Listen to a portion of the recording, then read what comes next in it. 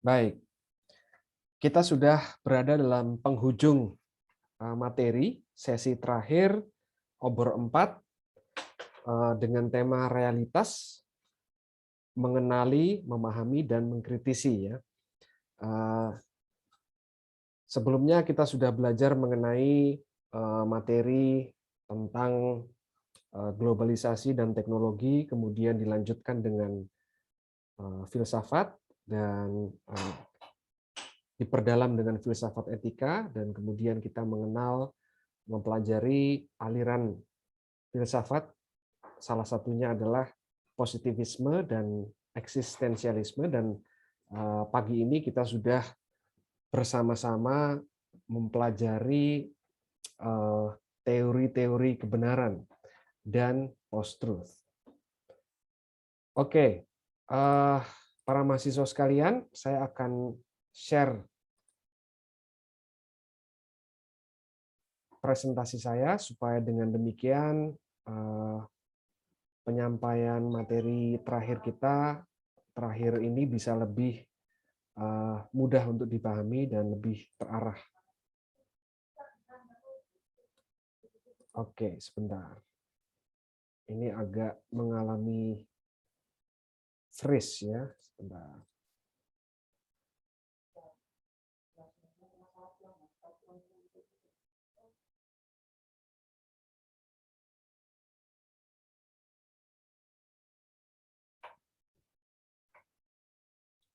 Ya, mohon untuk tunggu sebentar karena ini di layar saya masih freeze. Oke. Materi sesi ke-6 ini saya beri judul dengan nama mempersoalkan realitas. Jadi ini merupakan sebuah tujuan akhir kita dari kegiatan pendidikan karakter ini adalah tujuannya untuk mempersoalkan realitas. Nah, mempersoalkan itu bukan berarti kita membuat masalah di dalam realitas, di dalam kenyataan atau di dalam hidup kita ya, tapi justru kita mempersoalkan itu artinya kita mengkritisi. Ya. Nah, kita sudah mengenal dan memahami perangkat-perangkatnya. Ada 6 perangkat, ya. Jadi ada perangkat atau alat yang sudah kita pelajari bersama, yaitu globalisasi dan teknologi. Saya akan mengulang sebentar supaya teman-teman juga lebih bisa paham nantinya bagaimana menggunakan alat-alat dari materi-materi yang sudah kita pelajari ya. Yang pertama yang bisa kita ketahui adalah alat yang pertama adalah globalisasi dan teknologi atau filsafat teknologi. Jadi di sini teman-teman diberikan pemahaman bagaimana sih sebenarnya atau diberikan pengenalan gitu bahwa realitas di dunia maya dengan cara kerja teknologi itu seperti apa gitu ya. Dan ada beberapa konsep-konsep seperti misalnya konsep enframing atau pembingkaian ya. Jadi bahasa teknologi itu di dalam dunia maya itu membingkai pandangan kita atau cara pandang kita di dalam mengamati dan juga menilai, dan itu bisa mempengaruhi sikap kita terhadap kehidupan ya. Termasuk bagaimana sikap kita berelasi, berinteraksi dengan teman kita misalnya, atau dengan orang lain di dalam media sosial misalnya. Nah, pemahaman ini nanti teman-teman butuhkan untuk kemudian bisa dijadikan sebagai alat penilaian fenomena sosial yang terjadi di tengah masyarakat, atau fenomena atau sebuah peristiwa atau apapun yang ingin kalian kritisi nanti. Kemudian yang kedua adalah pengantar filsafat. Nah, filsafat ini lebih menekankan pada bagaimana rekan-rekan melakukan refleksi diri. Ya. Bagaimana rekan-rekan yang nanti output yang nanti output atau luarannya atau hasilnya nanti dituliskan dalam bentuk tulisan refleksi diri, ya. Tetapi apakah hanya refleksi diri?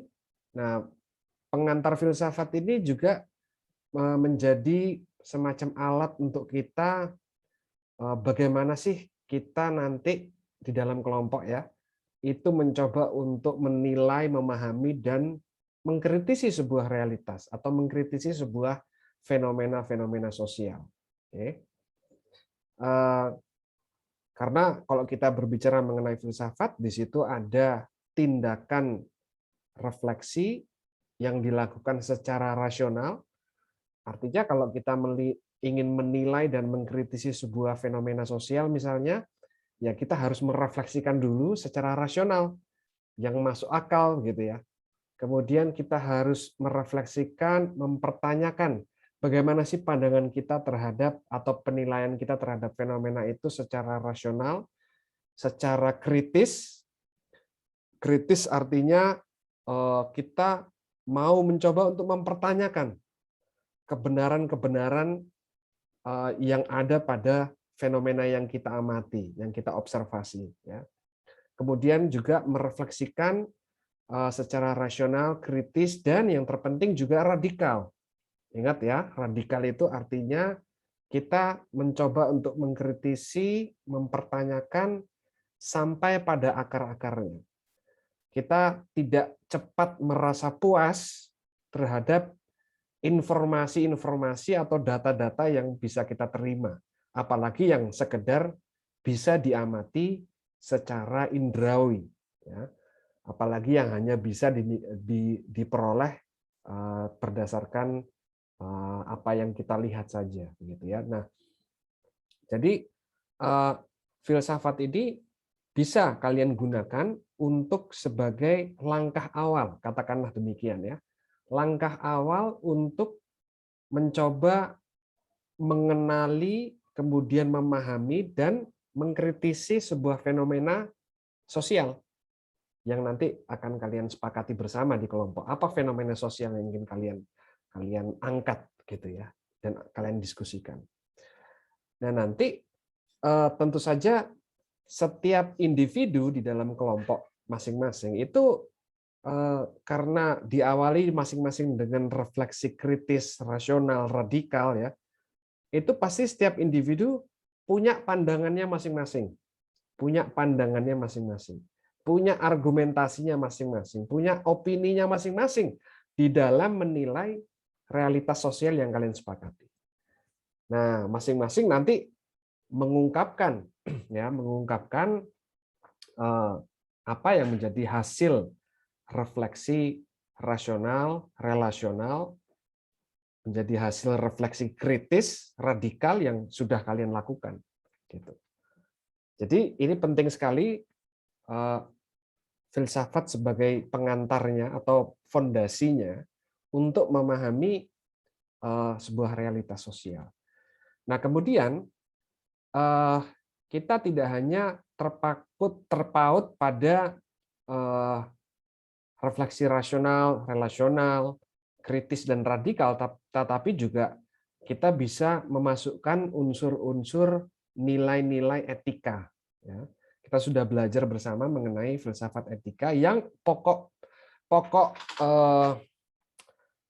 pembelajarannya adalah bahwa etika itu ada macam-macam ya. Kalau teman-teman ingat, berdasarkan perspektifnya atau pemikirannya Plato, etika itu berarti bisa dibagi menjadi 3 bagian.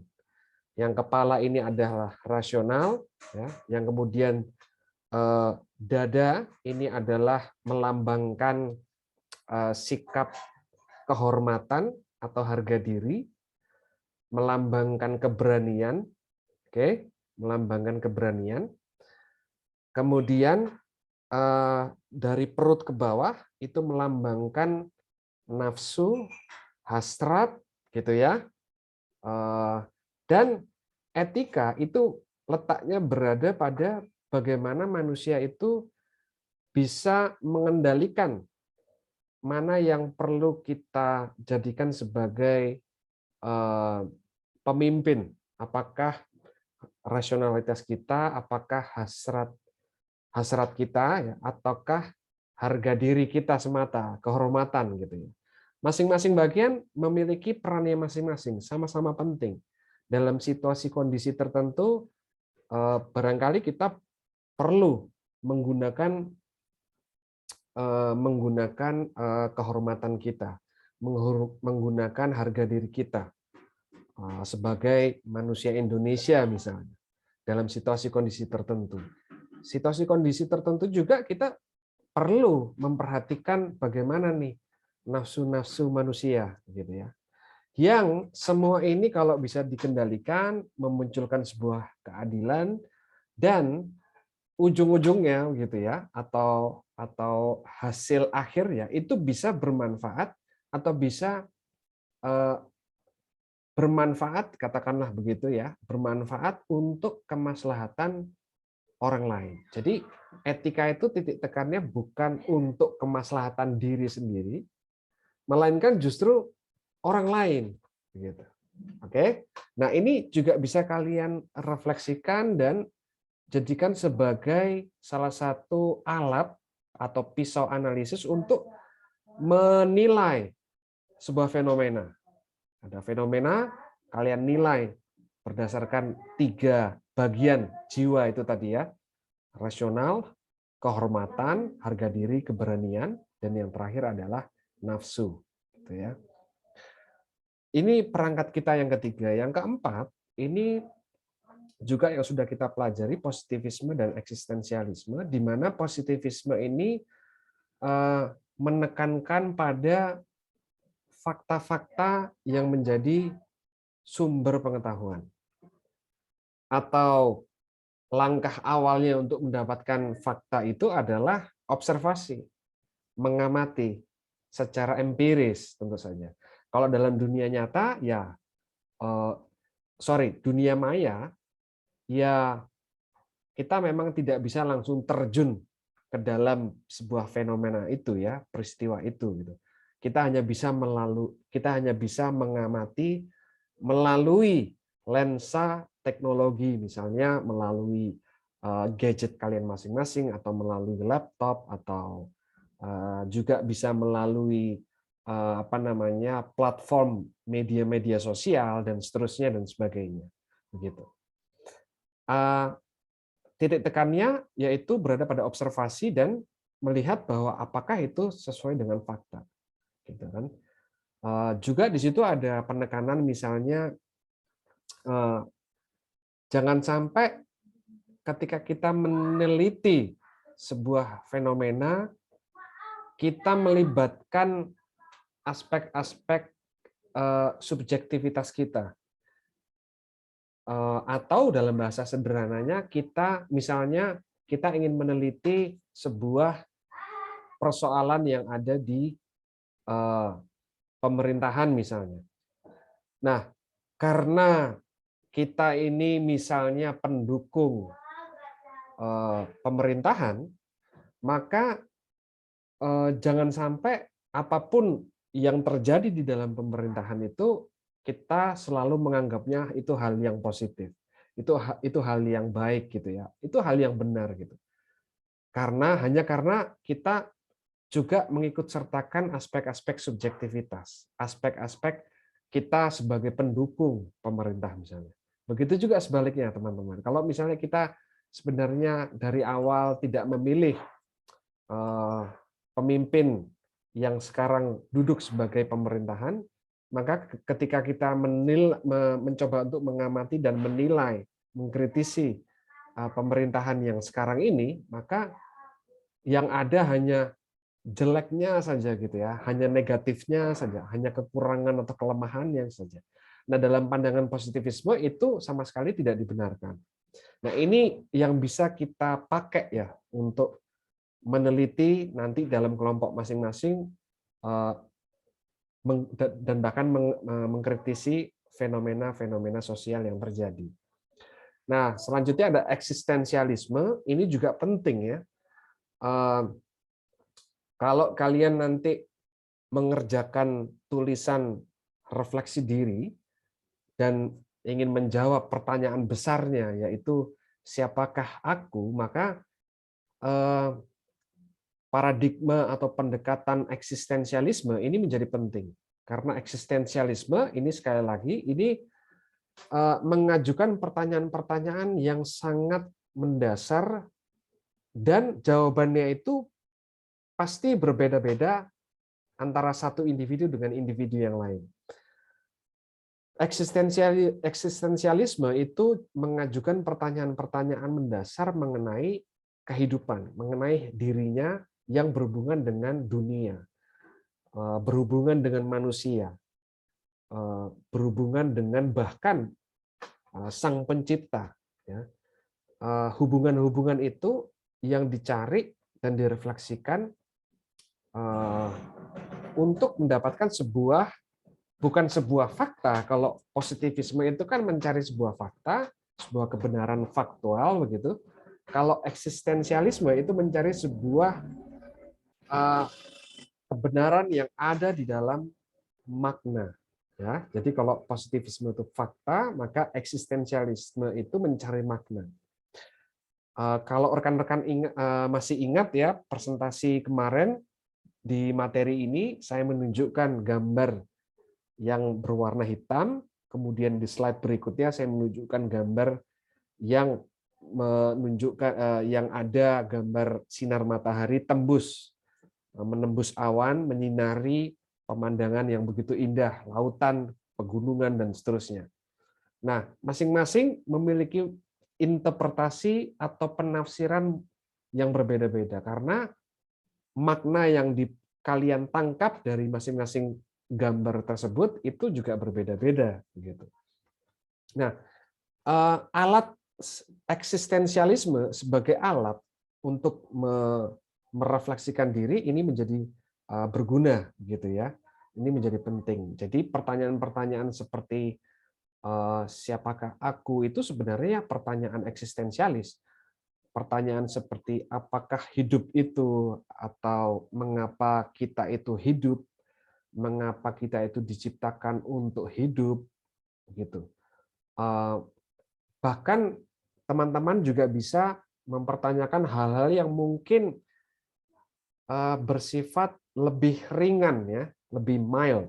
Misalnya kenapa sejauh ini dalam sekolah saya selalu terus mengikuti teman saya. Ketika teman saya lulus SD, dia memilih sekolah SMP A misalnya, saya terus mengikuti dia gitu ya. Sampai kuliah pun saya terus mengikuti, jurusannya pun saya mengikuti teman-teman saya.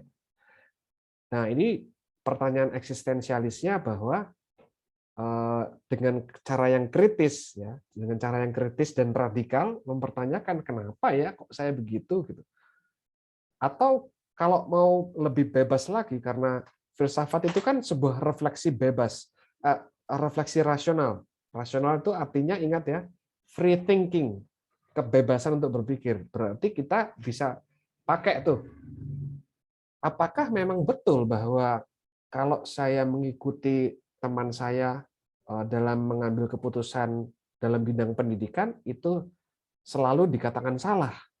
Toh sejauh ini saya menikmati dan yang terpenting saya juga bisa mengembangkan diri saya. Nah, itu juga boleh. Namanya filsafat itu segala macam sendi, sudut pandang, pertanyaan-pertanyaan itu bisa dipertanyakan dan bisa dijawab. Gitu. Nah, teman-teman, eksistensialisme itu juga bisa dipakai untuk pisau analisis mengamati peristiwa atau fenomena sosial yang nanti akan kalian sepakati bersama di dalam kelompok. Teman-teman bisa mencoba untuk melihat misalnya ada satu kejadian tertentu, satu berita tertentu, atau misalnya kalian melihat sebuah film ya, misalnya temanya topik yang diambil adalah sebuah movie misalnya ya, film pendek katakanlah gitu, atau film Hollywood gitu ya. Nah, dari alur cerita tersebut, kemudian dari judul film tersebut, ya, atau dari peran-peran aktor yang dimainkan, gitu ya, teman-teman bisa menanyakan eksistensi kehidupan. Dari alur cerita tersebut, kok akhirnya ini membuat saya bertanya ya, bahwa apakah sesungguhnya kehidupan itu sedramatis itu, gitu ya.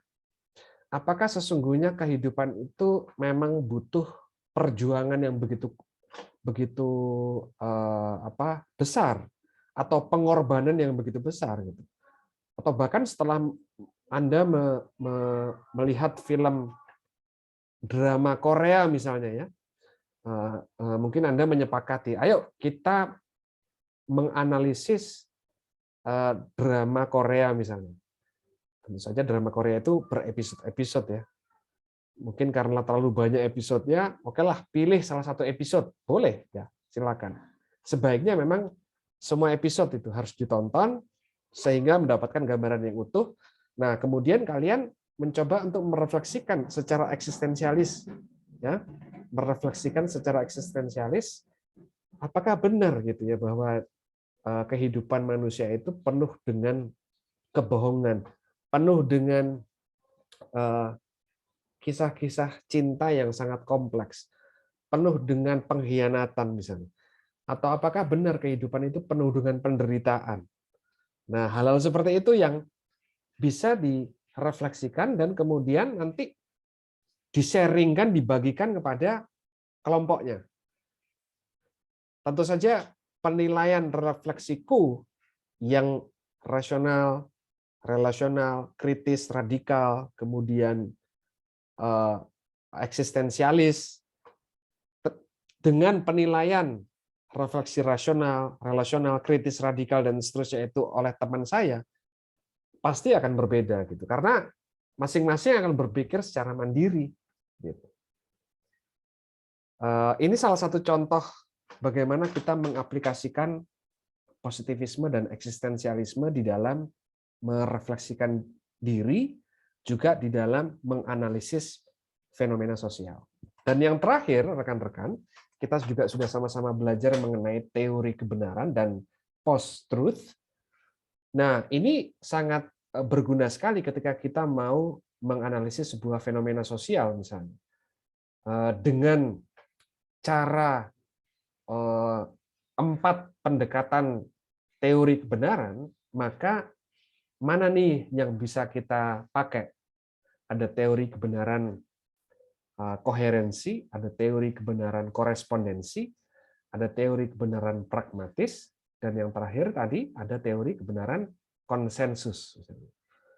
Kalian sepakat gini ya, contoh kalian sepakat ingin menganalisis soal ideologi Pancasila. Pak, yang dimaksud dengan ideologi Pancasila itu apanya, Pak, topiknya? Ya, topiknya ya hanya ideologi Pancasila. Jadi kita nggak membahas sejarah. Maksudnya gini, kita tidak mengambil film sejarah misalnya, atau kita mengambil tokoh-tokoh, atau ya yang paling penting ada filmnya. Mungkin juga berita-berita mengenai berita-berita yang ada di media sosial mengenai kasus-kasus yang berhubungan dengan Pancasila misalnya. Ya enggak, kita topiknya adalah ideologi Pancasila. Udah itu aja. Gitu. Boleh. Itu sebuah fenomena, itu sebuah realitas. Itu sebuah realitas ya. Nah, dengan teori pendekatan kebenaran ini kalian bisa mempertanyakan kira-kira langkah awalnya tadi dengan filsafat ya. Kalian mencoba untuk merefleksikan dulu secara mandiri, rasional, kritis, radikal, ya. Kemudian lihat apakah di dalam refleksi saya itu juga mengedepankan nilai-nilai etis, kebaikan, gitu ya. Kemudian secara faktanya bagaimana dan seterusnya. Nah, kemudian kita milih, oh ternyata ideologi Pancasila itu cocok ya kalau kita menggunakan pendekatan kebenaran konsensus misalnya. Nah, dari situ itu bisa mulai digulirkan sebuah diskusi yang menarik. Kenapa kok pendekatannya kebenaran konsensus? Konsensus itu kan artinya kesepakatan bersama ya. Jadi sesuatu itu dianggap benar dan dijadikan sebagai hal yang benar, dijadikan prinsip misalnya, itu karena kita sudah sepakat. Kalau belum sepakat, ya jangan dipakai karena nggak benar, gitu misalnya ya. Ideologi khilafah misalnya, ideologi khilafah yang memperjuangkan terbentuknya negara agama misalnya, itu kan belum disepakati, tidak ada kesepakatan bahkan ya, maka ya itu tidak dianggap sebagai sebuah kebenaran atau itu tidak benar untuk kita terapkan sebagai dasar negara Indonesia. Nah, yang kita pakai yang kita sepakati. Nah, ini pakai kebenaran konsensus gitu. Nanti temannya mungkin bisa lebih kritis lagi refleksinya tuh. Mungkin pertama-tama teman kamu itu merefleksikan bahwa memang itu kebenaran konsensus. Tapi ternyata begitu dipikir-pikir lagi, ya, begitu dipikir-pikir lagi, terus juga menggunakan positivisme misalnya, mengobservasi berita-berita atau bahkan juga sejarah gitu ya, akhirnya disimpulkan, ya, akhirnya disimpulkan bahwa ternyata, wah, ternyata kalau negara Indonesia merujuk hanya berdasarkan kebenaran konsensus, maka kita tidak akan bisa menjadi negara yang kokoh. Loh, kenapa? Gitu. Karena kita perlu juga menganut pandangan kebenaran pragmatis misalnya. Kebenaran pragmatis itu apa? Kebenaran pragmatis adalah sesuatu itu bisa dianggap atau diakui kebenarannya atau diakui sebagai sesuatu yang benar ketika itu sudah bisa dipraktekkan dan bermanfaat untuk orang lain. Pancasila bagaimana? Ya kan? Pancasila ternyata sekarang masih banyak yang belum paham. Masih banyak, tidak sedikit katakanlah gitu ya, tidak sedikit yang ternyata gagal mengimplementasikan atau mempraktekkan nilai-nilai Pancasila gitu. Lantas ada persoalan apa ini? Nah, ini muncul diskusi gitu. Coba diteliti lagi lebih jauh. Kemudian tadi yang menganggap bahwa teori kebenaran konsensus itu mencoba untuk merenung lagi. Nah, ini nanti direkam. Diskusi ini kalian rekam, kalian dokumentasikan gitu. Oke, jadi kira-kira ini secara sederhana bagaimana Anda dapat mempersoalkan realitas dengan perangkat-perangkat yang sudah kita pelajari bersama di materi-materi sebelumnya. Oke, nah ada sebuah pepatah yang mengatakan bahwa realitas yang tidak dipersoalkan adalah realitas yang tidak layak dihayati. Nah, tapi pertanyaan selanjutnya yang perlu kita tanyakan sebenarnya adalah apakah realitas itu? Nah, dan bagaimana mempersoalkannya? Nah, ini sekarang saya akan menjelaskan lebih detail ya, mungkin lebih tidak terlalu mendalam sebenarnya, tetapi lebih bisa harapannya memberikan gambaran gitu ya, yang nanti kalian akan teliti realitas itu apa sih, kayak gimana sih gitu ya. Oke. Nah, teman-teman, kalau rekan-rekan melihat gambar ini, kira-kira apa yang Anda pikirkan? Ini adalah sebuah, coba nanti bisa tolong di-sharing ya di kolom chat. Yang Anda lihat di sini ya. Ini saya screenshot dari HP saya. Jadi saya punya grup WhatsApp. Ini adalah alumni SMA saya. Makanya ada nama-namanya nih ya. Jadi tidak ada apa namanya nomornya. Jadi saya pikir aman ya untuk privacy. Tapi ada teman saya yang bernama Iqbal. Ya, Iqbal ini beliau ini adalah seorang wartawan, wartawan Tempo kalau saya tidak salah ya. Nah, di dalam grup itu dia tiba-tiba sharing, dia tiba-tiba nge-share nih. ngepost hasil fotografinya dia, hasil pemotretannya dia. Dia seorang wartawan, kemudian dia foto dan dia post di grup WA situ ya. Nah, kalau kalian melihat gambar ini, apa yang ada di benak Anda? Apa sih yang kalian pikirkan?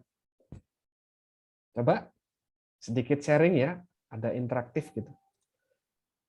Advent, Pak. Gimana? Ya, dari Advent Ya. ini kenapa dulu gitu, Pak? Kenapa gitu kok sampai bisa dibilang perilakunya kurang manusiawi lah. Kenapa kok sampai begitu? Apa yang terjadi? Itu yang muncul di benaknya Advent ketika lihat gambar ini. Oke, baik Advent, terima kasih. Jadi muncul pertanyaan, ini apa yang terjadi? Kenapa kok bisa ada tindakan yang boleh tergolong tidak manusiawi begitu ya?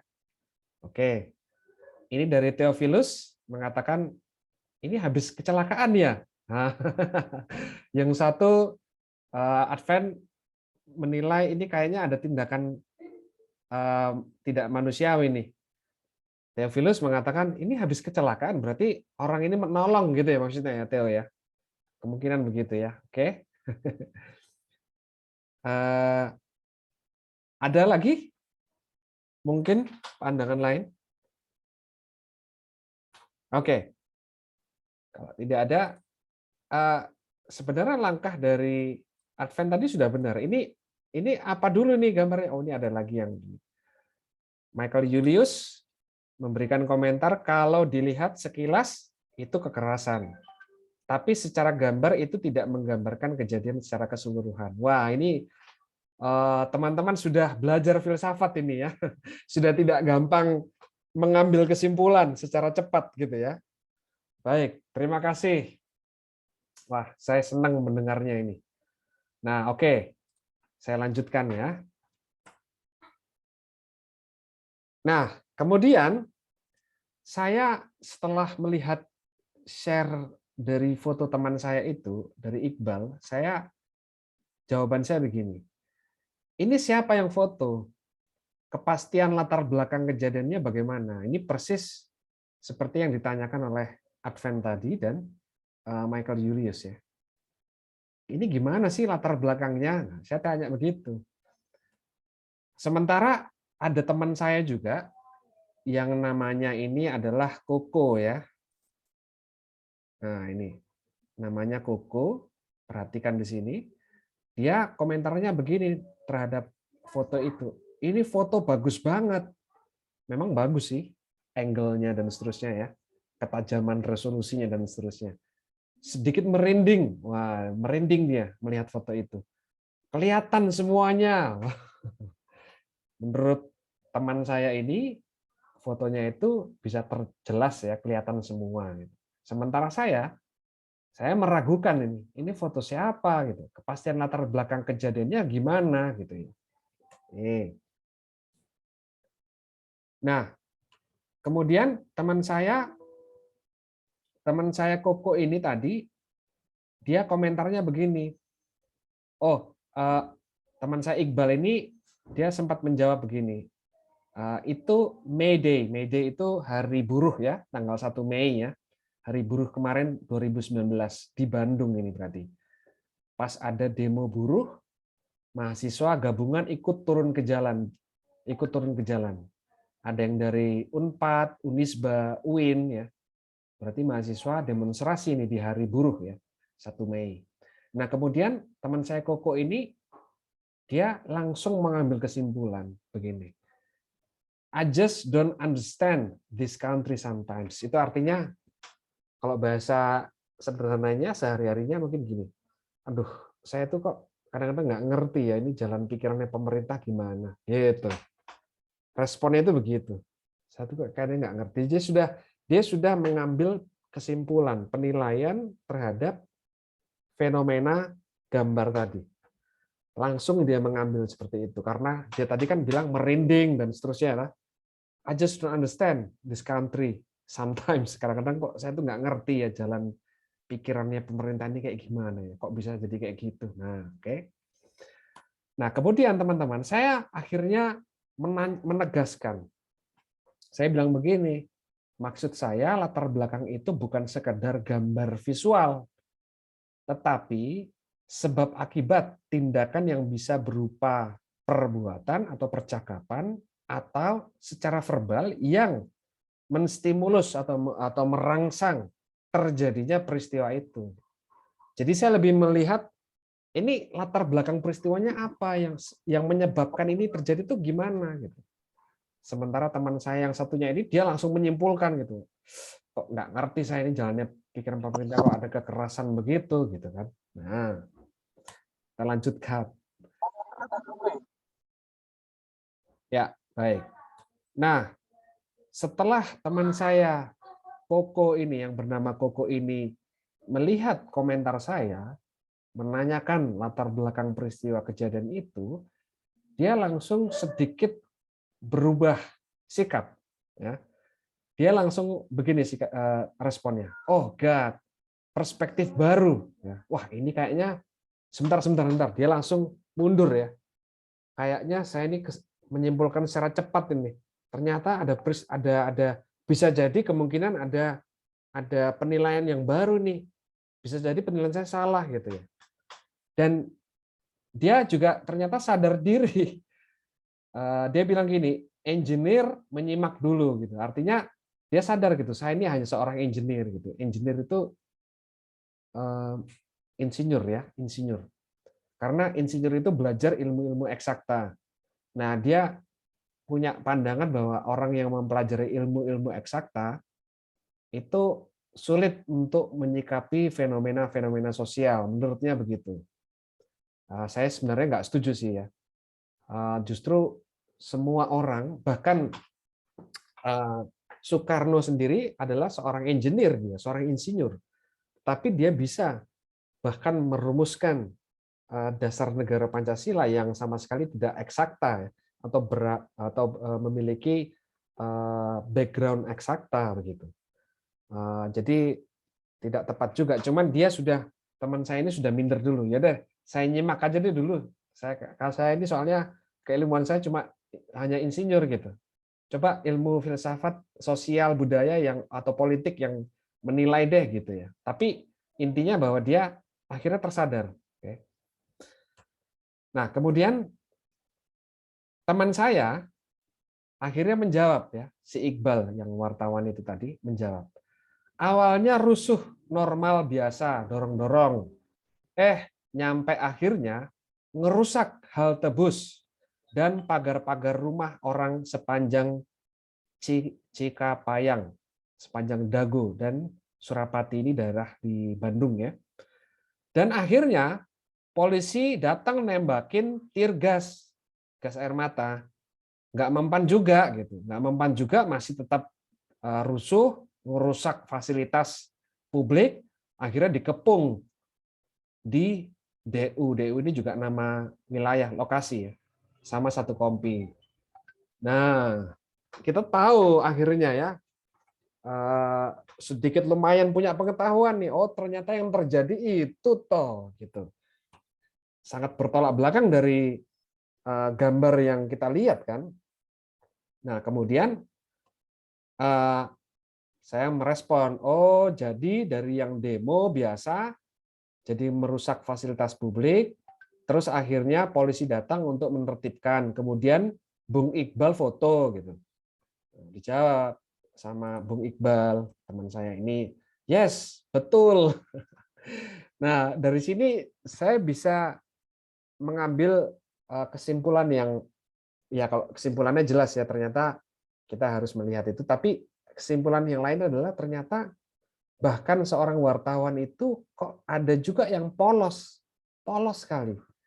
Jadi orang nanggepin apa gitu dia kayak nggak peduli gitu, mau nanggepinnya gambar itu ditafsirkannya yang seperti itu oke, yang seperti ini oke gitu. Tapi begitu ditanya ya betul ya begitu gitu. Tapi juga ada juga mungkin ya wartawan yang punya kepentingan-kepentingan tersendiri, ada juga. Tapi ada juga wartawan yang memang bersih, yang profesional gitu. Saya yakin pasti banyak juga. Gitu. Tapi dari fenomena ini kita bisa melihat, oh ternyata saya mencoba untuk merefleksikan ya. Saya refleksikan, saya coba lihat lagi ternyata kok teman saya Iqbal ini polos banget ya. Kayak gini ya ngomong betul gitu. Saya sebenarnya bisa saja mau ngomong gini, Bung Iqbal, lain kali kalau Anda sharing-sharing kayak gitu-gitu, tolong dong ada sedikit penjelasannya supaya tidak membuat orang itu akhirnya menilai hal-hal yang tidak benar gitu. Tapi ya sudahlah, saya nggak mau meneruskan itu. Oke, nah kemudian ini yang menarik. Setelah mendengarkan itu, teman saya Koko ini dia langsung komentar begini. Setelah mendengarkan penjelasan lebih lanjut, feeling saya berbeda dibanding waktu lihat foto saja. Gitu. Nah, sekarang kalau kita perhatikan di sini, ya, ini ada kata-kata feeling. Teman-teman masih ingat teori post-truth, bagaimana post-truth itu bekerja? Masih ingat nggak? Bahwa post-truth itu targetnya itu adalah bukan menyerang logika masyarakat, bukan menyerang nalar masyarakat. Tapi yang diserang adalah feeling. Ya, ini yang diserang nih, feeling atau perasaan, emosi. Sampai teman saya Koko ini akhirnya merinding gitu ya. Tadi kan ada ya, dia sebutkan dia merinding lihat foto itu. Ini merupakan kenapa kok saya screenshot ini interaksi di grup WA saya ini. Ini ada beneran. Ini kalau mau lihat sendiri kalian nggak percaya, saya bisa tunjukkan ya. Di HP saya itu ada grup ini gitu. Dan ini saya lihat wah ini benar-benar terjadi betul gitu dan saya coba screenshot untuk saya jadikan bahan pembelajaran ya. Nah, ternyata memang betul yang disasar adalah orang-orang post-truth itu adalah ya perasaan orang, kepercayaan orang. Bukan orang sudah nggak menggunakan nalarnya lagi untuk melihat sebentar tunggu. Ini latar belakangnya bagaimana? Itu sudah menggunakan kebenaran. Yang saya lakukan tadi adalah menggunakan positivisme. Yang saya lakukan tadi itu adalah menggunakan kebenaran koherensi. Dia gambar itu terjadi apakah karena ada sebab akibatnya? Runtut nggak tuh? Nah, itu ya. Nah, sementara teman saya ini yang tidak pernah belajar mengenai teori kebenaran, tentu saja dia akan yang aktif itu hanyalah perasaan-perasaannya saja. Gitu ya teman-teman ya. Semoga ini bisa membantu teman-teman memahami betapa pentingnya teori ini, mempelajari ini. Dan kalau bayangkan saja kalau semua orang itu seperti teman saya ini yang tidak pernah belajar teori kebenaran, filsafat, maka dan ini juga terbukti ya, banyak juga masyarakat yang termakan hoax, termakan disinformasi dan seterusnya, sehingga membuat kacau, membuat bahkan konflik sosial ini ujung-ujungnya. Nah, kita coba lihat apa yang bisa kita pelajari dari fenomena demonstrasi ini. Yang pertama, sebagai langkah awal, sadarilah bahwa penting untuk mempersoalkan apa yang Anda lihat, realitas yang Anda amati. Itu penting untuk mempersoalkan. Berarti mempersoalkan itu adalah pertama-tama adalah jangan terburu-buru mengambil kesimpulan terhadap apa yang Anda lihat. Jangan terburu-buru. Kalau terburu-buru nanti takutnya yang aktif itu, yang berbicara itu perasaan-perasaan Anda. Contohnya sudah jelas ya, teman saya itu tadi. Jelas sekali. Jangan terburu-buru. Coba kita pakai otak kita. Pakai pendekatan teori-teori kebenaran. Gitu ya. Pakai positivistik. Boleh ya, dengan cara seperti itu kita melihat faktanya gimana sih? Apakah hanya itu gitu. Nah, dalam materi kita yang pertama, di hari pertama, sesi pertama, itu kan ada materi enframing ya. Enframing itu pembingkaian. Jadi kita hanya melihat bingkainya ini saja. Teman saya itu hanya terjebak pada bingkainya ini saja. Nah, sekarang teman-teman sudah paham. Wah, cara kerja teknologi itu ternyata ya ini memang hanya sebatas, realitas itu hanya terbatas bingkai ini saja. Maka kita sebagai manusia jangan mau dibatasi. Kita harus mau menelusuri gitu. Di balik bingkai itu. Di balik apa yang ada di luar bingkai itu. Gitu. Yang ketiga, ingatlah pembelajaran materi tentang filsafat teknologi, etika positivisme, dan seterusnya. Oke, ini tadi juga saya barusan jelaskan. Dan kemudian cari data atau informasi yang juga ada di luar apa yang Anda lihat. Beberapa kali saya juga menekankan dalam materi itu apa yang Anda lihat, apa yang Anda lihat di balik apa yang Anda lihat. Ya, ingat ya materi kemarin kalau nggak salah. Botol aqua itu yang Anda lihat apa? Aqua, Pak. Minum air, Pak. Minuman air, Pak. Air putih. Oke, apa yang ada di balik itu? Masih ada yang terjebak pada bingkai, framingnya. Yang saya lihat adalah ada pantulan berupa logo susunya, Pak, di situ. Logo merek susu gitu ya. Merek susu. Ada kayak semacam tulisan di situ, Pak. Nah, itu masih terjebak pada bingkai. Nah, yang dimaksud di sini adalah sebenarnya ada realitas di luar yang kamu lihat secara empiris gitu.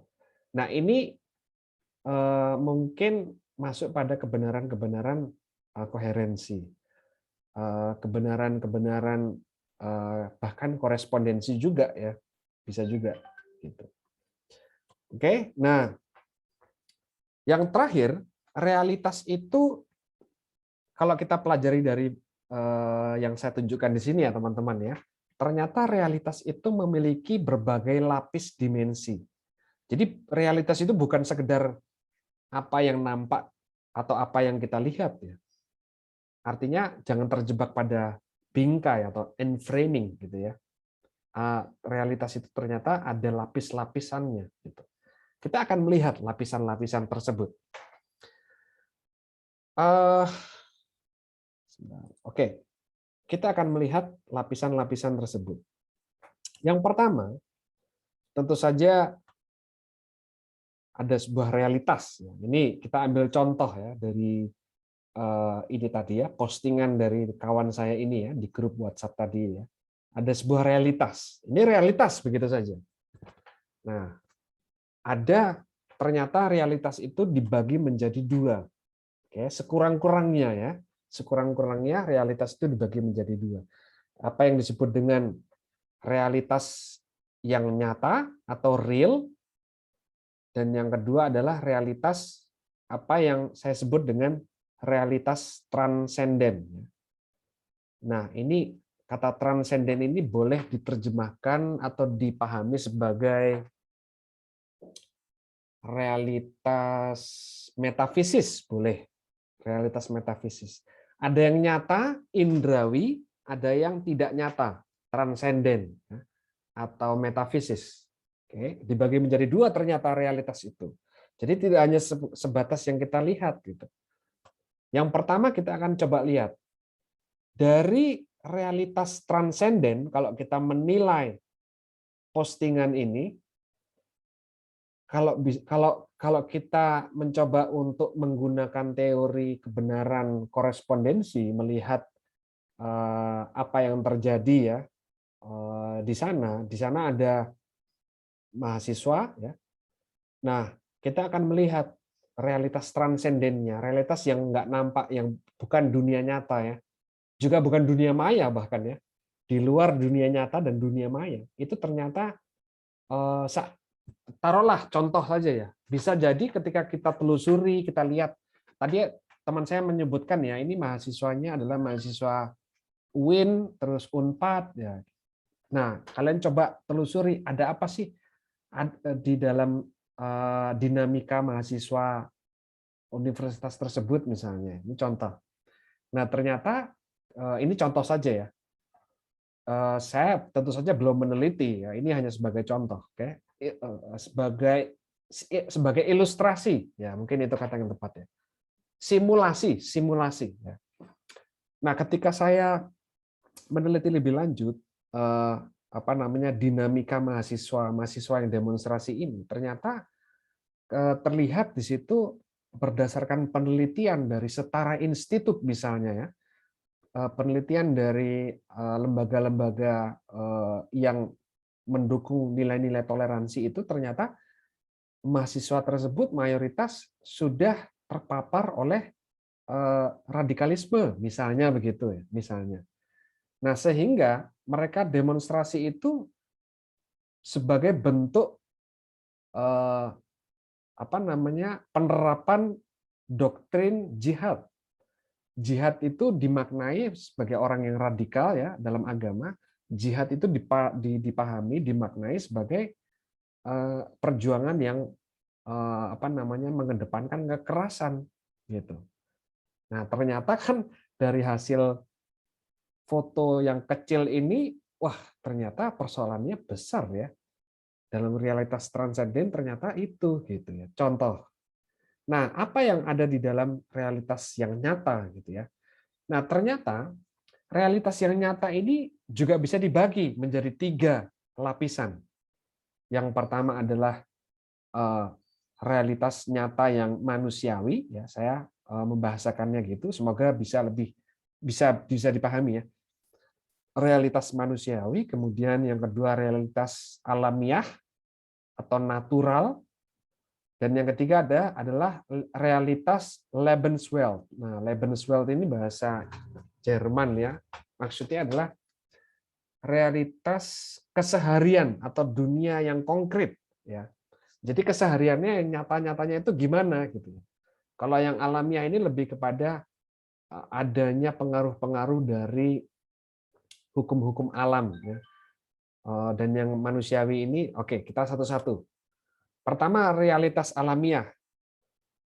Nah, simulasi lagi, ternyata ketika saya mencoba untuk meneliti mengenai mahasiswa-mahasiswa yang demonstrasi tersebut, tidak ada persoalan dalam aspek keagamaannya mereka gitu ya, kurikulum mereka gitu ya, sikap-sikap mereka, ideologi mereka, organisasi mahasiswa mereka dengan radikalisme misalnya, ternyata nggak ada masalah. Nah, ternyata mereka ini berasal dari keluarga-keluarga yang mayoritas menjadi korban bencana alam.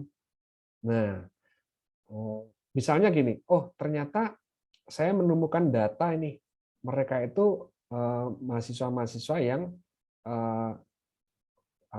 mayoritas tinggal di Jakarta, berasal dari Jakarta, dan sering kebanjiran misalnya. Jakarta itu kan sering banjir ya, setiap kali musim hujan itu. Bencana alam yang akhirnya membuat keluarga mereka menjadi miskin. Karena miskin, orang tuanya akhirnya mulai dari awal akhirnya menjadi buruh gitu. Menjadi buruh. Sementara buruh distigmakan gitu ya, atau dikenal dengan mekanisme-mekanisme yang masih belum adil gitu ya, upahnya masih rendah gitu ya, sistem kerjanya juga, sistem lemburnya juga kurang, istirahatnya kurang, katakanlah gitu ya, contohnya gitu ya. Nah, sehingga itu berdampak pada sikap anak-anaknya mereka, nggak dapat uang jajan, nggak dapat uang saku, sulit untuk bisa mengekspresikan diri karena tidak atau kurangnya dana misalnya ya dari orang tuanya. Nah, sehingga begitu ada hari buruh tanggal 1 Mei, hari May Day, mereka dengan beringas gitu ya. Tidak hanya demonstrasi, mereka langsung merusak fasilitas umum. Nah, dari kenyataan seperti ini kan kita bisa lihat ternyata realitasnya itu nggak hanya itu gitu ya. Atau misalnya lapisan yang kedua tadi Lebenswelt ya, atau sikap yang konkret, kehidupan yang konkret. Misalnya, nah merusak fasilitas publik yang telah menyimpang dari esensi demo misalnya. Nah, pada kenyataannya mereka itu demo dan mereka bisa dipaksa untuk disingkirkan oleh aparat hukum itu karena mereka merusak fasilitas publik. Nah, ini realitas dari lapisan yang disebut dengan lapisan Lebenswelt atau fenomena yang kenyataannya. Tentu saja dibalik ini ya, dibalik realitas umum, katakanlah begitu ya. Nah, ini kebetulan penilaian saya pada saat itu secara spontan, saya masih berada pada tahap ini nih, yang biru ini nih. Saya belum menelusuri lebih dalam lagi. Nah, kemudian di lapisan yang ketiga berarti ya, dari realitas nyata ini berarti ada manusiawi. Manusiawi itu realitas yang berkaitan dengan diri sendiri dan orang lain. Realitas yang berkaitan dengan para pendemo, individu pendemo ini juga dengan mungkin orang lain. Nah, ternyata teman-teman, realitas manusiawi, realitas lapis kedua ini juga ada lapis ketiganya. Dari lapis kedua manusiawi ini ada dua lapis lagi, yaitu lapisan realitas individual sama realitas lapisan sosial. Kita akan lihat satu-satu. Lapisan yang ketiga, sosial, ya. Ini apa nih? Ini ada keterkaitan dengan menerapkan sistem kapitalisme, kepentingan politik, bahkan juga mungkin media sosial, mungkin juga pengaruhnya ada khotbah agama, ada pidato politik, sistem pendidikan, dan seterusnya. Maksudnya bagaimana Pak ini hubungannya dengan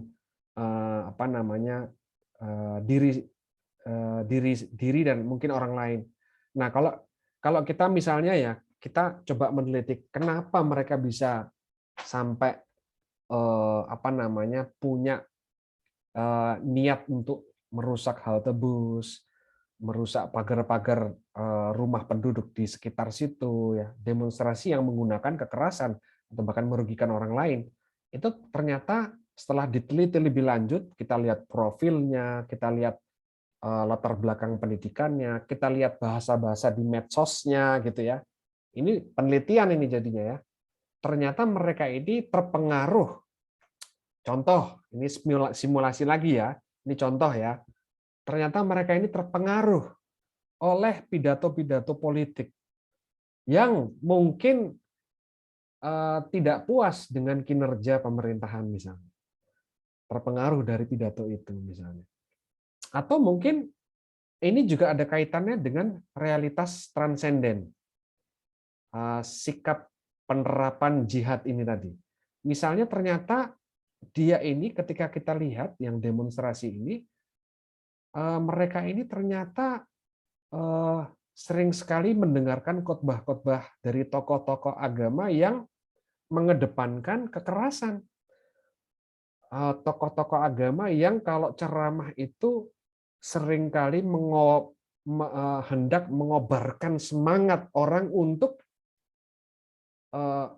memperjuangkan katakanlah ketidakadilan misalnya di dalam sistem pemerintahan misalnya, mengobarkan semangat mereka untuk ayo kita harus berjuang di jalan Tuhan dan seterusnya gitu. Nah, jadi kita bisa melihat ternyata di dalam realitas sosial demonstrasi ini, wah ini ada pengaruhnya ini khotbah-khotbah agama yang dia dengar nih.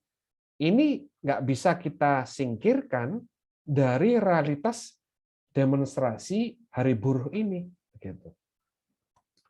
Nah, tentu saja yang individual juga ya, kita bisa melihat tuh, ternyata para pendemo ini bagaimana sistem pendidikan mereka. Ternyata mereka sama sekali tidak diajarkan atau tidak memiliki program yang namanya obor seperti di Macung misalnya. Ya, oke. Betul, Bu Eza, 212 itu masuk realitas sosial. Ya, terima kasih. Nah,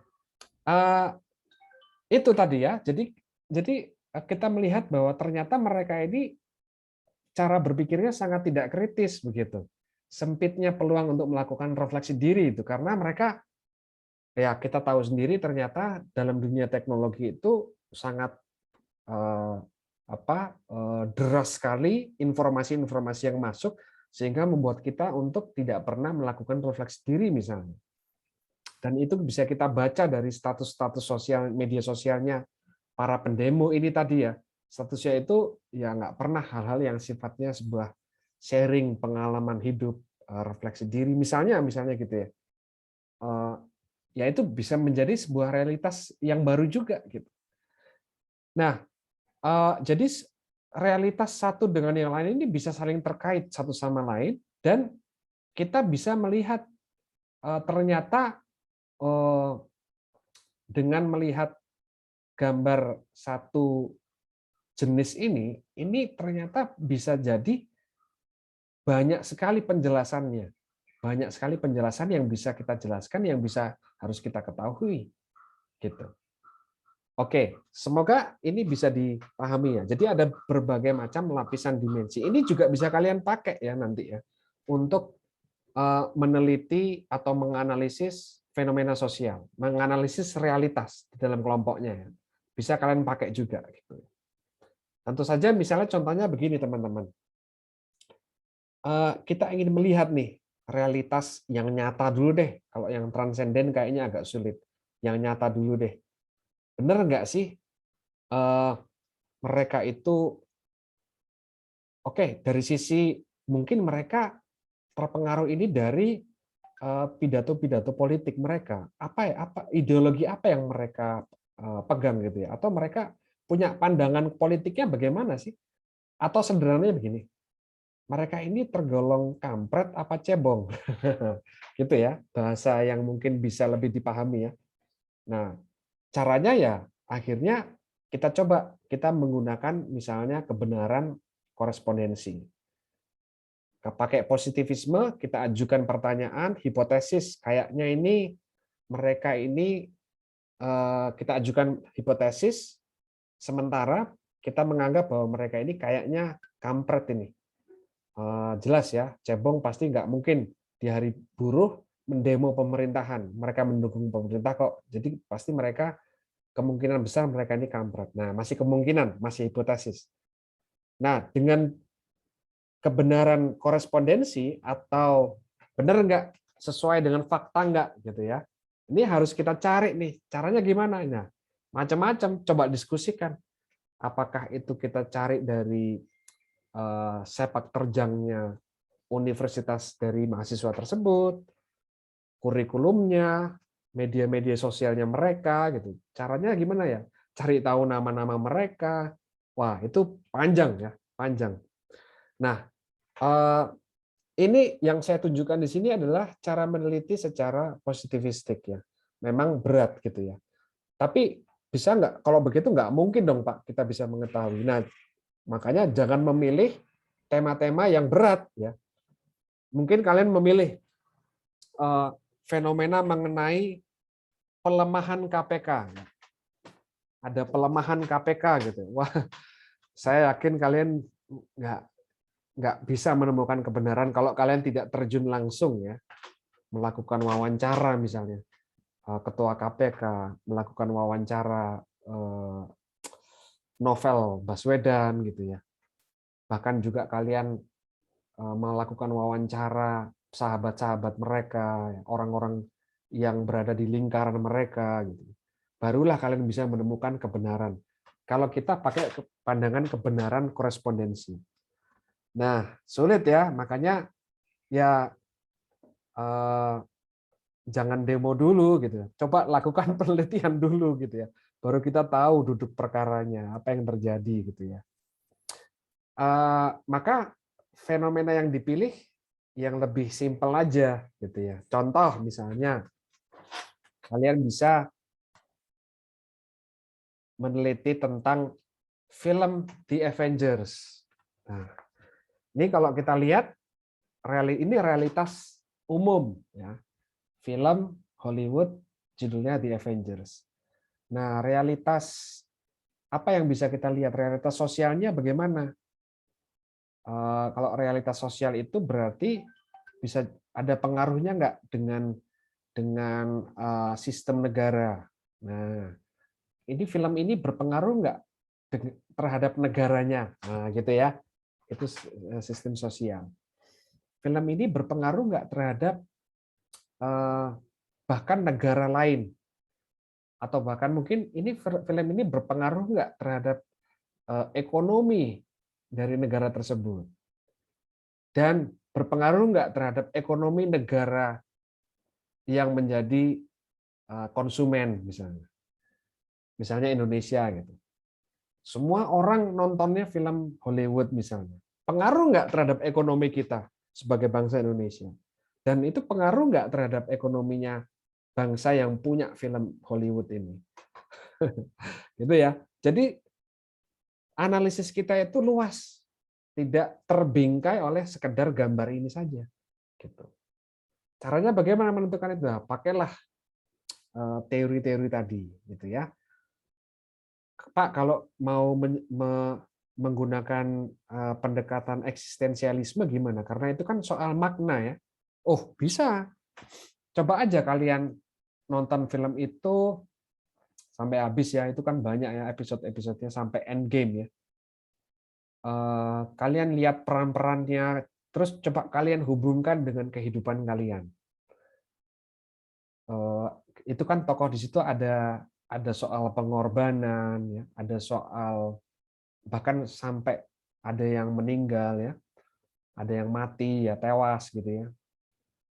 Ada seperti Kapten Amerika itu dia bisa hidup berapa puluh tahun itu ya, mungkin ratus tahun ya, karena kan dia awalnya hidup di Perang Dunia Pertama, Perang Dunia Kedua, dan di zaman Industri 4.0 dia hidup kembali gitu ya. Nah, kalian bisa merefleksikan apakah manusia itu kalau diberi kesempatan hidup dua kali itu, atau gini, apa yang akan saya lakukan kalau saya diberikan kesempatan hidup dua kali? Seandainya saya meninggal dan saya diberikan kesempatan untuk hidup dua kali, apa yang saya lakukan? Apa yang akan saya perbaiki selama masa hidup saya? Nah, itu pendekatan eksistensialis sekali.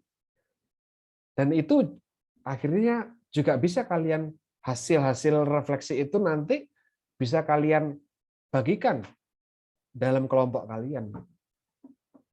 Oke, ini contohnya ya. Oke, ada lagi contoh misalnya. Nah, dari berita ya, dari berita. Ini adalah komunitas atau keluarga yang berasal dari etnis Tionghoa, keturunan peranakan Tionghoa ya.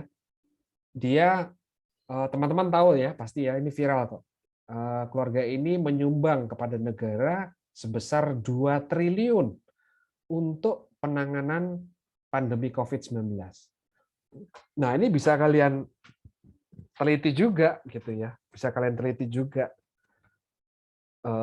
dengan pendekatan yang sama gitu ya. Realitas ini juga bisa kalian lihat lapisan-lapisan dimensinya. Misalnya lapisan dimensi transendental atau lapisan dimensi realitas metafisis, realitas transendental yang tidak nyata gitu ya. Berarti kita lihat, ini agamanya apa ya? Kok mau ya menyumbangkan ya 2 triliun? Ternyata misalnya agamanya mereka ini ternyata penganut agama Konghucu misalnya atau Konfusius misalnya. Ada apa di balik ajaran Konfusius, pandangan filsafat Konfusius misalnya. Nah, akhirnya kan kalian coba mencari tahu tuh pandangan-pandangannya apa namanya? Cara berpikir atau sikap hidup Confucian ya. Hasilnya nanti ketemu, oh, iya ya ternyata mereka sebenarnya tidak mementingkan sama sekali tidak mementingkan material. Mereka justru lebih yang real itu, yang nyata itu justru adalah sebuah bentuk tindakan etika, yaitu etika kemanusiaan gitu. Misalnya begitu ya. Nah, ini juga bisa menjadi sebuah penilaian kan gitu. Dari sudut lapis dimensi realitas sosial juga bisa kalian teliti misalnya. Ternyata di balik berita ini ada saja loh orang-orang yang nyinyir begitu ya terhadap terhadap berita ini dan menganggap bahwa itu adalah sebuah pencitraan dari kaum minoritas misalnya. Sebuah kesempatan mereka untuk memunculkan eksistensi mereka gitu supaya dihargai gitu. Contoh ya, contoh. Saya suuzon aja sebenarnya. Tapi contoh misalnya ada nggak yang begitu ya? Kalau misalnya ternyata kalian lihat ternyata ada, wah ini kenapa kok bisa kayak gini? Nah, kalian coba teliti lagi apa penyebabnya gitu. Apakah karena sistem pendidikannya sehingga membuat masyarakat netizen itu menilai itu seperti itu? Nah, kalian coba teliti lagi sistem pendidikan di Indonesia emang kayak apa sih? Apa sih yang diprioritaskan dalam pendidikan Indonesia sehingga masyarakat netizen itu punya pandangan yang negatif aja terhadap orang-orang yang memperjuangkan nilai-nilai kemanusiaan. Contohnya gitu. Oke, nah dan seterusnya dan sebagainya. Lagi misalnya, nah ini film pendek juga nih teman-teman. Kalian misalnya mau meneliti tentang film pendek yang berjudul Tilik misalnya. Kalau kalian nonton filmnya itu, kalau nggak salah 30 menitan ya. Itu juga sebuah fenomena yang mencerminkan orang Indonesia gitu. Nah, kalian bisa meneliti itu. Bener nggak sih? Emang bisa mempertanyakan begini nih. Kalian refleksikan secara kritis ya. Emang benerkah orang Indonesia itu begitu? Nah, akhirnya kita menggunakan teori kebenaran, korespondensi. Kebenaran yang ditampilkan di dalam film ini sesuai nggak dengan kenyataan? Bener nggak begitu? Kalau misalnya bener, apa penyebabnya? Kan gitu. Ada realitas baru nih ternyata. Di balik film ini tuh ada realitas sosial misalnya. Kebanyakan sosial akhirnya ya. Itu ternyata bersinggungan dengan teknologi. Dunia teknologi itu membuat sikap-sikap yang diperankan dalam film ini yang sesuai dengan kenyataan juga itu terjadi. Nah, kenapa itu bisa terjadi? Akhirnya nyinggung ke tema pendidikan lagi nih. Ada apa dengan pendidikan kita? Nah, contohnya gitu. Jadi teman-teman banyak ya yang bisa kita bahas, yang bisa didiskusikan. Gitu. Itu secara kelompok. Bahkan secara sekali lagi saya tekankan supaya jelas ya. Menilai film ini secara eksistensialis ya itu lebih bersikap personal akhirnya. Saya melihat film ini akhirnya membuat saya mempertanyakan hidup saya. Selama ini saya menggunakan teknologi itu kayaknya sama deh dengan si tokoh ini gitu ya. Saya juga kayaknya sama dengan gitu ya. Apakah benar saya seperti itu? Nah, itu bisa gitu ya. Dan itu bisa dibagikan pada teman-teman, pada kelompok, di-sharingkan. Yang akhirnya juga kalian punya komitmen. Waduh, saya harus punya komitmen nih. Cara saya supaya tidak seperti itu, saya caranya begini, begini, begini gitu ya. Saya menggunakan teori manajemen begini, begini, begini gitu ya. Paling enggak saya punya komitmen dulu. Nah, itu di-sharingkan di dalam kelompok.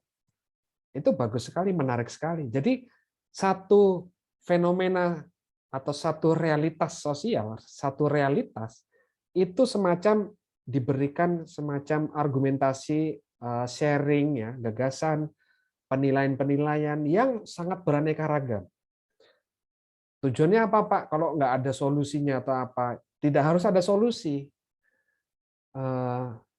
Itu nanti ya, mungkin di obor 5 mungkin ya. Sekarang ini tujuannya adalah kita berlatih untuk supaya teman-teman itu berani dan memaksakan diri untuk berpikir kritis dan berani mengemukakan argumentasi rasionalnya. Gitu. Oh, ini ada contoh lagi nih, saya lupa. Nah, misalnya contoh seperti ini nih ya. Kalian tahu ini ya, Uki X Noah tak bangga jadi musisi. Karena musik itu dinilai pintu maksiat. Menganggap bahwa musik itu haram gitu ya. Nah, ini fenomena yang cukup sensitif juga kalau mau dibahas. Ini pasti menyinggung realitas transenden ya, menyentuh realitas metafisis, realitas agama katakanlah gitu. Yang mudah aja ya, realitas agama. Realitas umumnya ini, nah di balik ini ada realitas agama nih pasti. Apa sih yang menjadi keyakinan agamanya itu kok bisa menganggap musik itu haram. Nah, kalian akhirnya menelusuri itu. Agamanya apa? Oh, agamanya A. Kok bisa menganggap A itu haram, musik itu haram? Ketika kalian coba analisis, tanya sana, tanya sini, baca sana, ternyata agamanya A. Tapi kok nggak semuanya menganggap musik itu haram di agama A? Kenapa? Nah, ini juga memunculkan satu diskusi yang panjang juga. Gitu. Secara eksistensial, kalian juga bisa merefleksikan. Gitu. Ternyata setelah kita teliti, satu agama itu bisa terdiri dari berbagai macam mazhab, aliran. Gitu ya. Lantas, sikap saya bagaimana nih? Kalau ada aliran tertentu yang menganggap bahwa itu benar, aliran lainnya menganggap bahwa itu salah.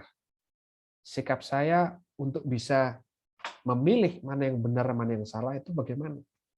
Ini sebuah perenungan atau refleksi yang bisa dikatakan eksistensialis.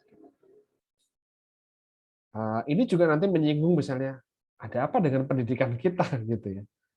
Atau bisa juga realitas sosial ada apa dengan tokoh-tokoh agama kita.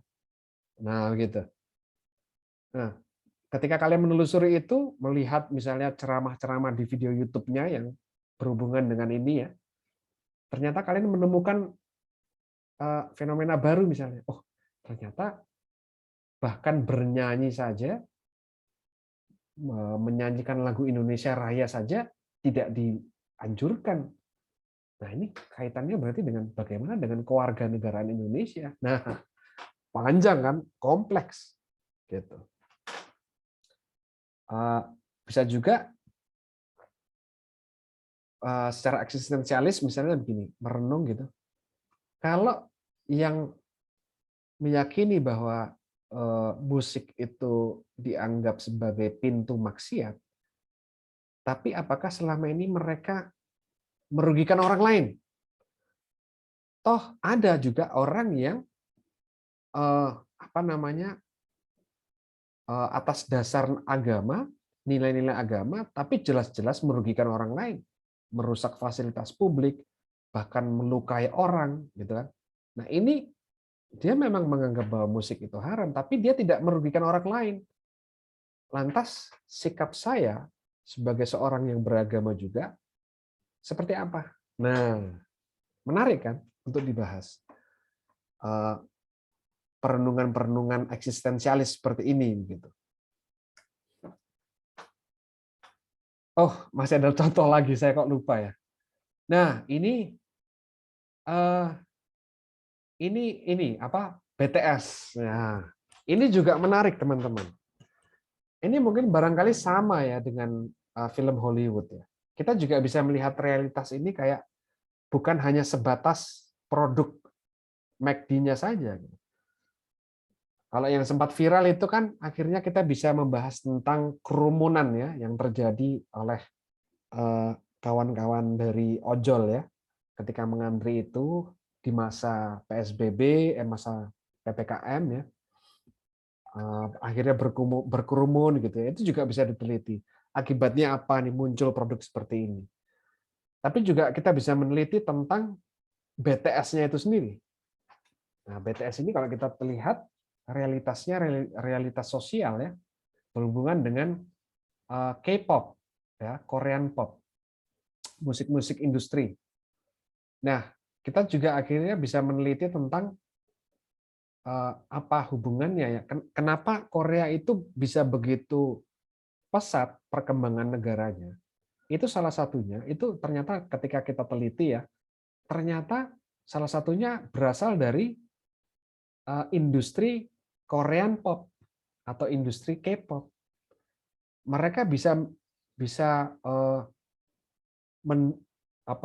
mendongkrak ekonomi yang hancur ya dalam waktu puluhan bahkan mungkin ratusan tahun, puluhan tahun mungkin ya, mendongkrak ekonomi yang hancur, sekarang sudah menjadi hampir menjadi raksasa dunia ekonominya, itu hanya dengan cara melalui pariwisata atau melalui industri musik, industri budaya. Gitu. Nah, itu juga akhirnya kita bisa merefleksikan. Nah, ini akhirnya ekonominya siapa yang bertambah dan ekonominya siapa yang berkurang. Bisa juga begitu. Gitu. Macam-macam ya, kita bisa melihat ini. Kita juga bisa merefleksikan bangsa kita ini ada nggak ya yang seperti itu ya, yang mencoba untuk go internasional sehingga membius warga negara asing di luar negeri, dan kita bisa memasukkan produk-produk kita juga akhirnya membius mereka agar bisa meniru budaya-budaya kita gitu. Dari meniru budaya kita, mereka caranya adalah satu-satunya dengan membeli produk-produk yang kita keluarkan dari Indonesia. Itu kan yang terjadi dalam Korea. Banyak sekali sekarang kita itu ingin sekali seperti Korea, cat rambutnya, make up-nya, ya. Bahkan makanan saja yang sebenarnya ini makanan Barat kan ini. Tinggal dikasih label BTS, itu orang mau membeli. Bayangkan, barangkali McD ini bekerja sama nih dengan Korea. Nah, itu sebuah hipotesis yang harus diteliti loh kebenarannya.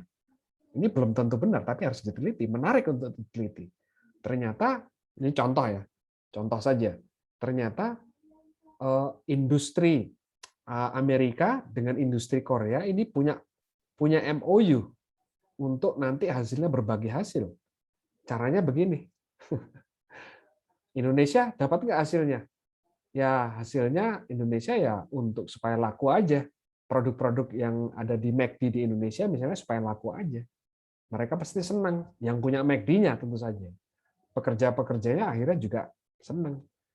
Hanya itu saja. Masyarakat lainnya, bagaimana dengan industri UMKM-nya misalnya, atau industri kecil menengahnya, bagaimana?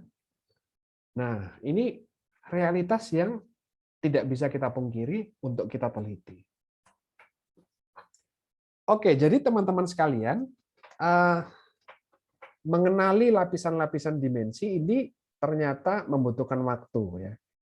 Memang waktu seminggu itu sebenarnya nggak cukup ya. Ya tergantung juga dari objek analisis kita ya. Kalau kita meneliti terkait politik ya pasti nggak cukup. Itu mungkin butuh setahun 2 tahun ya untuk bisa masuk ke dalam lingkungan pemerintahan.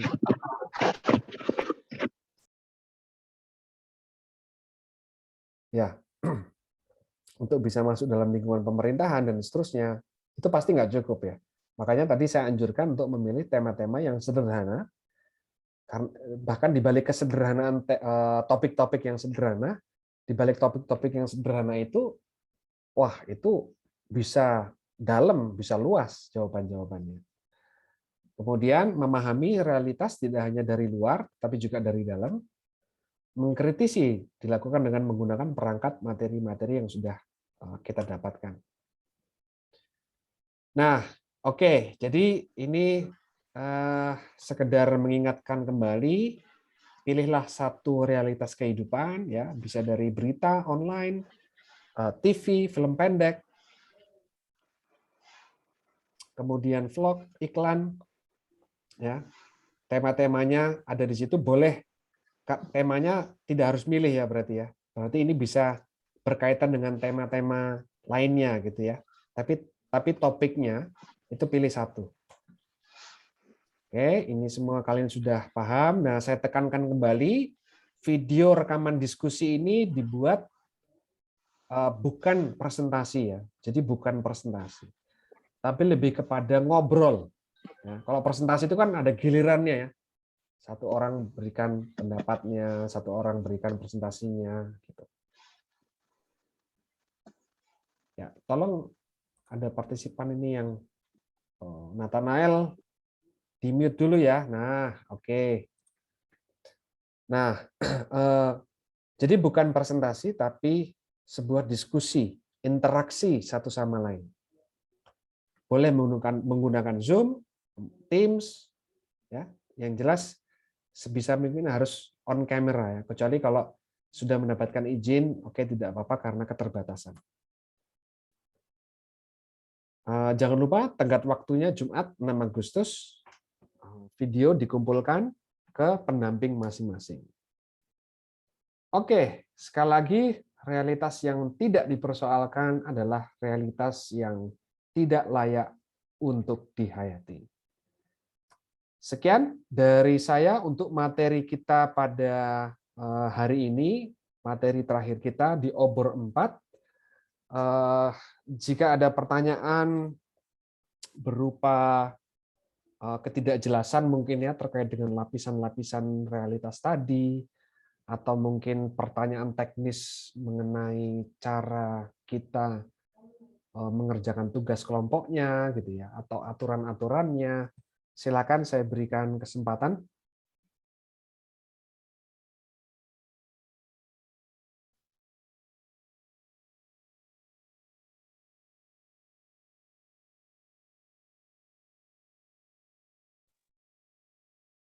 Baik, tidak ada teman-teman?